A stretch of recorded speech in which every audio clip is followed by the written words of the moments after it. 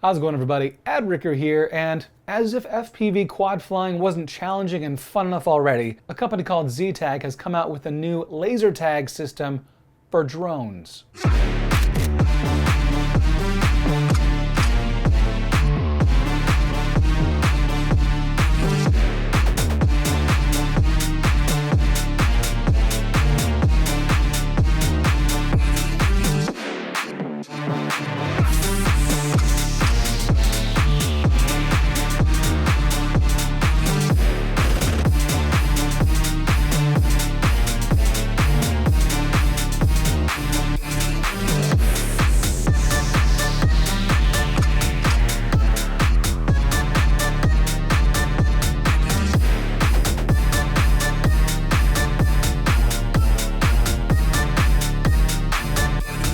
Here is a fully assembled ZTAG drone tag unit.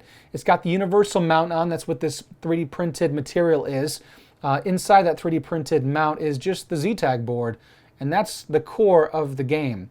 You have your balance lead wire coming out of here. So as you're powering your quad with the XT60 connector of your battery, you're powering the ZTAG unit with the balance lead of that battery.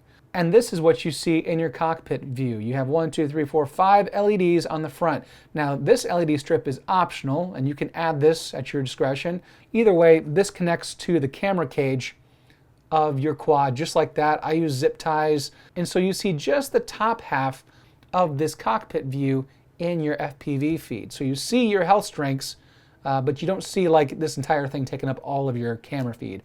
If it is taking up all your camera feed, you can adjust it with these screws. On the front are some infrared emitters, and on the back are some sensors. And so right underneath this little pocket here, that is your infrared sensor, and you have two of them. So the angle of attack would be if you're flying forward, and remember your quad's right here with your camera pointed out this way, you're vulnerable to someone coming up behind you, underneath you, or slightly to the side of you. And that's the way these blinders are kind of limiting the angle of attack. You cannot be attacked from the top or the front or very extremely to the side. Now this communicates with other drone tag systems at 2.4 gigahertz frequency. So I'm going to plug in 3 of these side by side. So on the front we have A, B, and C buttons. Basically, if you want to change your color, you're going to hold the C button, hold C again, and now he's going to be blue. So we have green, blue, and red options here. Everyone here has 100 health to begin with. Each LED represents 20 health. Every time someone shoots somebody, in a sense, they cause anywhere between 1 to 20 points in damage. So if you were to emit at somebody and the sensor catches it and it's only worth 15, this person would still have 85 health left, which means that they would have 4 solid lights and a blinking 5th light. If they were to hit again and that registers 10, they'd now have 75. So that 5th light would turn off, and then the 4th light would be blinking with 3 solid over here. So that's just kind of like a random 1 through 20 hit system. Kind of creates a little bit of chance to the entire game. When your health is less than 20, all of the external lights start flashing, indicating you are in critical health. And if you happen to tag someone while in critical health, you gain 20 health and your opponent is critically hit. But basically, how you want to start playing the game, you press the A button once. Now, as you see, they're all blinking in unison. They're already synced up, and these lights are slowly counting down from 5, 4, 3. Now look, the middle one's blinking. That's the arm indicator saying, everyone take off now. And then you have this last light, and that'll blink right there. Boom. Once the game has begun, it starts getting pretty crazy. And like I said, depending on who you're flying with, it can be pretty aggressive, it could be pretty competitive. It's very easy to hit each other. You know, if you're trying to aim at somebody, you see this LED light and you're trying to chase after them and they slow down or they reverse direction, do a 180, whatever. It's very easy to smack into each other. So I definitely broke a motor bell at least once. I ripped this ZTAG unit off the end of mine at least once, maybe probably 3 times to be honest. And I think all of us crashed or head-on collided or did something pretty quickly on, and we kind of had to learn how to play this game while holding back a little bit. You can't play this at like 100% speed and movement agility and all that stuff, because a lot of this is also evading each other so that you don't collide. There were so many games that could have gone on longer, but at least 2 of us were already taken out just because we had smacked into something. Oh, on the L. Damn! On that L. Look at that. Now, I was playing this with a 5-inch FPV quad. This is my Marmot right here. So on the website, they actually say this works out great with a Cinewhoop like this. You can bump into each other a little bit easier. It's a little bit more slow moving. There is a Cinewhoop mod on the website. And so if you do find some interest in one of these, you want to check it out, go to the website and learn about it. There's instructions on how to build yours. There's also instructions on how to operate all the buttons. One thing I did find interesting was we flew once on a very sunny day and I was having trouble registering hits. And I'm not really sure if it was because it was so bright with the sun, but then we played again on a cloudy day in the same environment and hits were so easy to register. There is an ability to turn up the IR emitter or sensitivity maybe of this so that you can register hits easier or more difficult.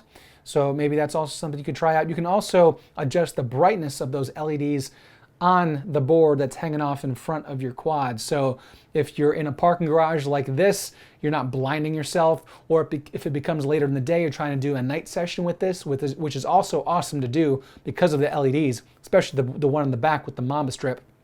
Then you can also turn down those LED lights a little bit so you're just not washing out your image with this blinking LED strip. At default, these start in Domination Mode. And what Domination Mode is all 3 players start with, on their own teams, and then as players knock each other out, so say the blue player knocks out the red player becomes blue, and now you have 2 blue versus everyone else. And so the goal for domination is for you to convert everyone else to your color, preferably before your battery runs out. So that's usually seems to be the limiting factor, is battery running out before you might tag everybody and get everyone to your color. If you turn off domination mode, then it's pretty much every man for himself. If you get knocked out, game over for you. Now when you get the ZTAG, it's going to come with just the board itself, and you're going to have to solder on your 6S balance lead. You're also going to have to solder on your LED strip wires if you choose to use an LED strip with this, and that just kind of helps out with the look of this entire game, especially from the rear when someone's chasing you and trying to differentiate colors of players. The universal mounting kit is available to buy. It's 3D printed. If you have a 3D printer, they also supply the STL files, so you could print this, for just the cost of the filament. That's actually what I did. I printed all these mounts myself. If you know how to solder, then putting these together is very easy. It's just 2 solder points plus an additional 3 if you opt for the LED strip. They do not supply screws, so I had to use these screws that I just had extra lying around to secure the board onto the front face, as well as mounting the arm and these little sensor blinders onto the front face as well. Here's a unit that I just put together. It took me about 3 minutes to put together the mount, the universal mount, and also zip tie this LED strip to the back. I use a little bit of moldable plastic right here to cover some of the pins of the balance lead connector. You can also see this one's been notched out, so this can be used with a 4S battery. My friend Kyle uses 4S batteries for his freestyle quad, so he was able to play with a 4-cell battery by just notching out this a little bit. And then everyone else who is using a 6-cell battery can use it just stock the way it was. Now these are the temporary options where you're just kind of plug it in with your balance lead and then fixing it to your quadcopter. There are more permanent options, not permanent per se, but rather where you're just hardwiring this negative and positive to your flight controller or something like that. That's if you want to use a quad like this to be designated to play ZTAG. And there may be value in that because you probably don't want to fly ZTAG with a nice pristine quad, knowing full well you might head-on collide with somebody and damage something. So first of all, I like the game. It's a lot of fun. It's an interesting thing when you're so used to just going out and doing some freestyle or hitting some gates. This is completely different, and it's a lot of fun to play with friends. For the price, $60 per ZTAG board, though I think that I should be getting a little more out of that. Give me some screws in the package to connect to the universal mount. Maybe include the Mamba strip because of how important that is for the playability. I know the universal mounting option is 15 bucks each. It's 3D printed material, it takes time to make, I understand. But it would be cool just to get a few more things in that box for 60 bucks. Now, if you go for the 4-pack, it's 180, so you're getting 4 for the price of 3. And I think you really are doing yourself a favor getting yourself 1 extra. So if you plan to play with 2 other friends for 3 total players, get yourself a backup, because if you're gonna fly anything like us, like with me and my friends, we broke one of these real quick the first time we played, when we're still kind of getting a feel for how to play the game. Default-wise, the DJI FPV system will start recording upon arm. That also means if you crash or you land momentarily or something happens and you're still in the fight, you're able to turtle mode over or rearm or something, well, your DVR has just stopped and started again, and now it's become much more difficult to sync up video. If we were all flying analog, our DVR would be recording from start to finish without any of these hiccups and these interruptions. Now you might be thinking, what are the flight characteristics of sticking something like this in the front end of your quad? Well, I did edge my battery back a little bit on my Marmot in order to account for the weight hanging off the front. This is only 31 grams. If you're attaching it and it is hanging off the front, you might notice a little something, but not too bad. You don't notice a whole lot with a quadcopter when you're flying in a situation like this if your center of gravity is a little bit off front to back. While this current iteration of ZTAG is currently available for sale, it's considered the beginning by the development team at ZTAG. They got a bunch of other stuff up their sleeve, and this is why the current form factor is designed to be front-mounted to make this game as accessible as possible so people can start playing and get inspired with new ideas. So thank you so much for watching. Thank you to ZTAG for sending me not 1, 2, 3, but 5 of these units, knowing full well that I would probably break a couple before I was able to finish the review, which was the case. So check out the link in the video description to ZTAG. Take care, everybody, and as always, happy flying. This is an interesting observation.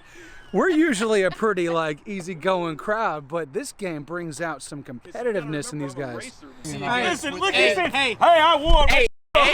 Ed's gonna have the DVR to prove what happened. I was blue, you were purple, he was red. Your quad is sitting right here. They're all broken and busted up. Said he won. I was still blue. How could you be blue when the power and negative are disconnected? FPV counseling. You lost, brother. The game was over. The game was over. You just power cycled. I not power cycled. You're lying. I watched it. He's got it on video. I watched it.